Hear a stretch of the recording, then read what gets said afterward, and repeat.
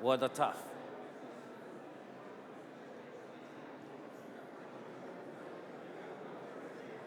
So good morning again. Good morning.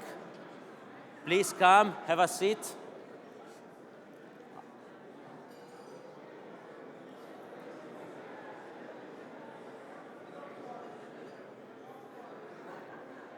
And now I start screaming.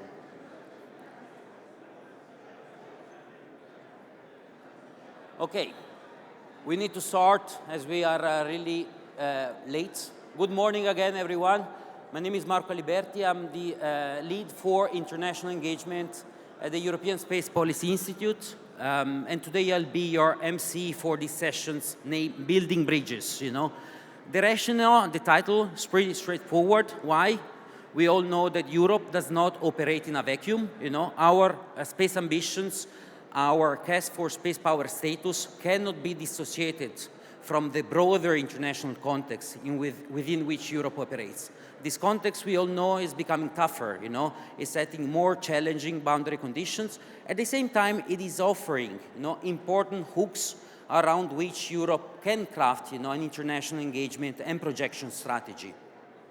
And this is very important because, as we heard this morning, we want to be stronger, but as we also put in our motto, for a strong Europe as a partner to the world, mere strength alone is not sufficient, if you're alone. And this is especially true today, when the world is witnessing basically a more fragmented, less stable, more chaotic, let's put it, if not disruptive environments, in which partnership and alliance become key, So the way we would like to structure this second segment of the conference is through a series of regional dialogues, with a terrific lineup of speakers, coming from different parts of the world, and where we will be discussing Europe's role as a global partner, but also avenues, for enhanced collaborations between Europe and the different regions. Now, before moving into the first of our dialogues, I would like to give the floor to what is certainly one of the most important and also most promising partners for Europe, the African Space Agency. So let me welcome on stage Dr. Tidiane Ouattara, President of the African Council of the African Space Agency. Please, Tidiane.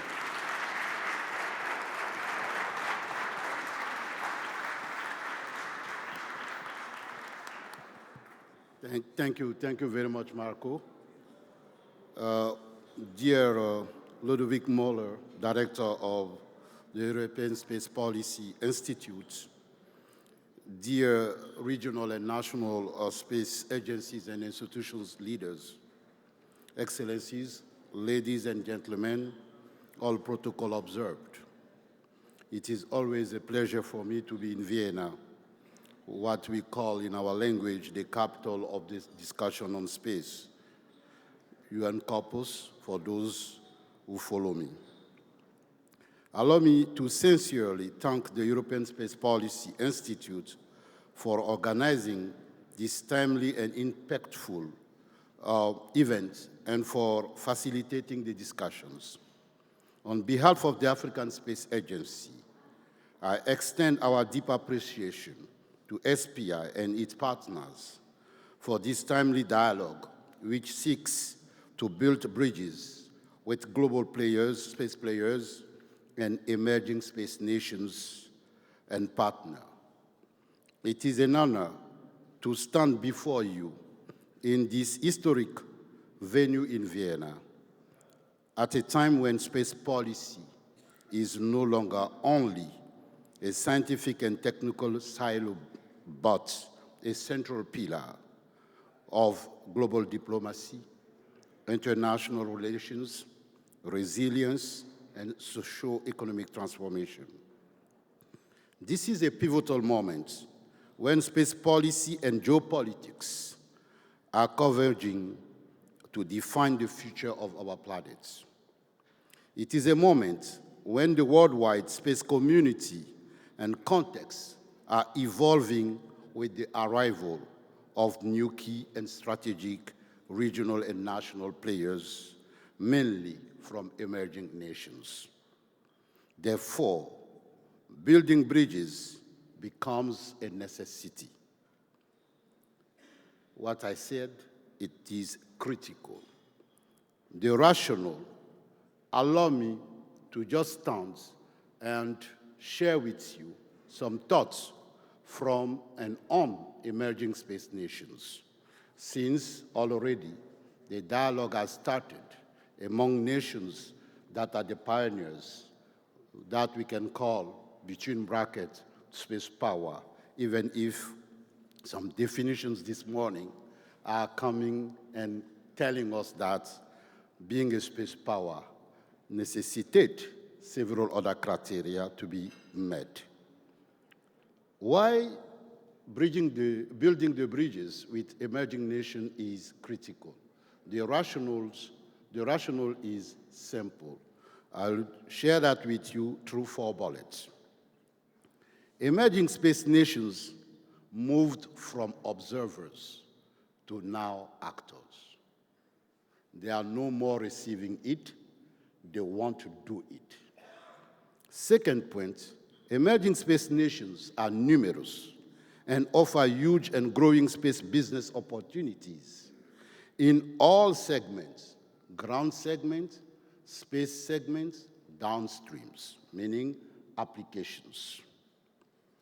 Emerging space nations, with the demographic dynamic, are announced to be the science and technology labor source, meaning young people, well-trained, from emerging space nations or for emerging nations or from emerging nations can work with all companies around the world, since we believe, and with Starlink, it has started, the connectivity in some continent will be improved.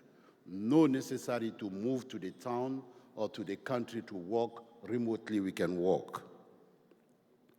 The space being considered as a global common resource, the emerging nations think that they have the right to use it, and they are preparing to effectively use it. Therefore, we have to prepare them. We have to give them rooms. We have to avoid the frustrations, because from emerging nations, we are hearing that the 5 treaties on space were developed when they were absent. Some of the articles are not favorable for them. Therefore, at the global level, there will be some discussions, some debates, and it is necessary to build the bridge with them, to start including them, to start partnering with them, to make sure that together at the global level we are making efficient decisions. From the African perspective, let me share quickly something with you. The space context in Africa is evolving quickly. Centuries ago, Africa was using space for just metaphysics and religions. You can see that in our history. And after our independences in the 1960s, we started receiving space data, EO data mainly, and it was the business of our researchers, and some telescope just for research issues. Now, in the 70s, end of 70s and 80s, we've seen another type of collaboration supported by European institutions, the European Commission, from PUMA, AMSD, MESA, and GMS. We've seen now Europeans accompanying Africans to use space for socio-economic development. That has changed the game at the African level, because our leaders started understanding the relevancy of space for their daily task, addressing African citizens' needs. Water, wetlands, land degradation, oil spills, I can quote. This brought us to what we call the historical moment of space in Africa. In 2016, the African 55 countries, the leaders, the head of government, the head of state and government, adopted for the first time the African space policy and strategy in 2016. From there, all went quickly. we have established the African Space Agency, which inauguration was last April. Just to tell you that the game has changed. Other players are coming. Building the bridges is more than a necessity, it is critical.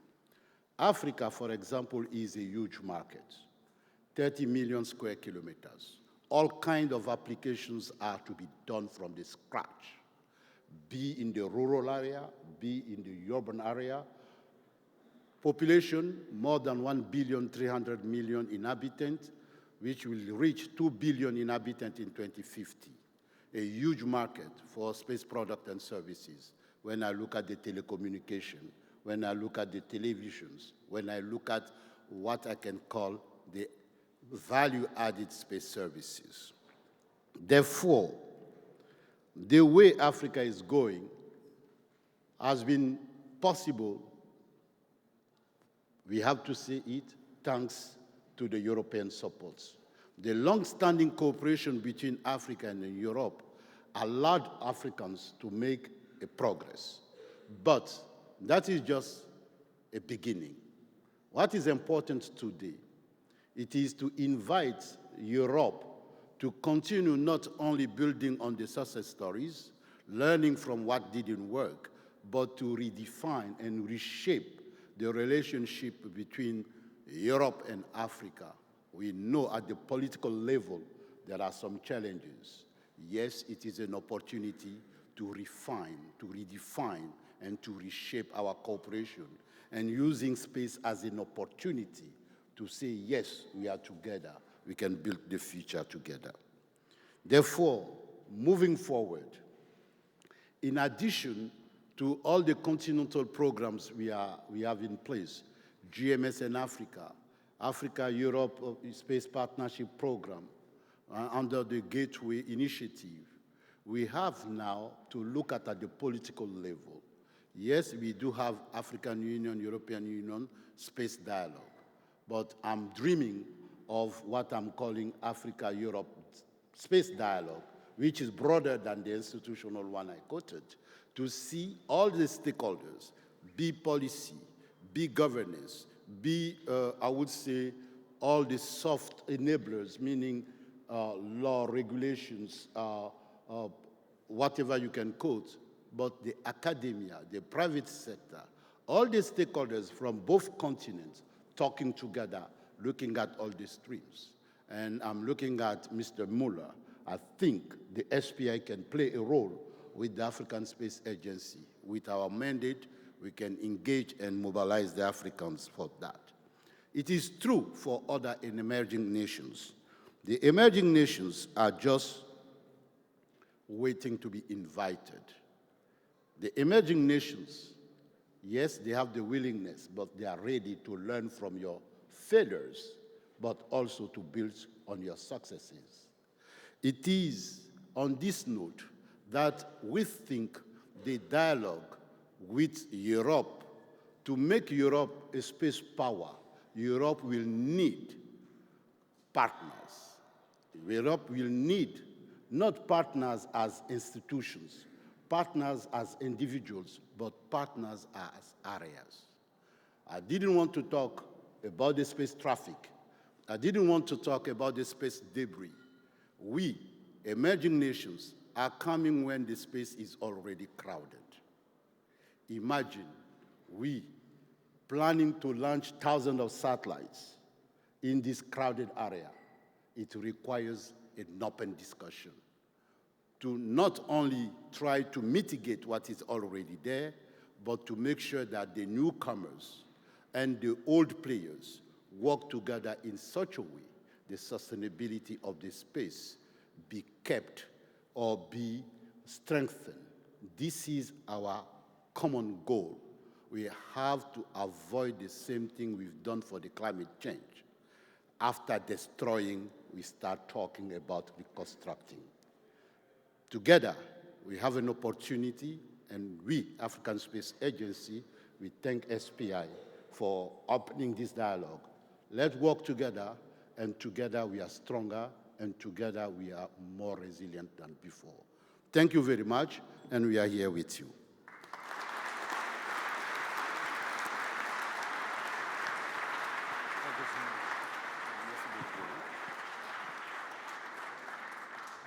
Thank you so much.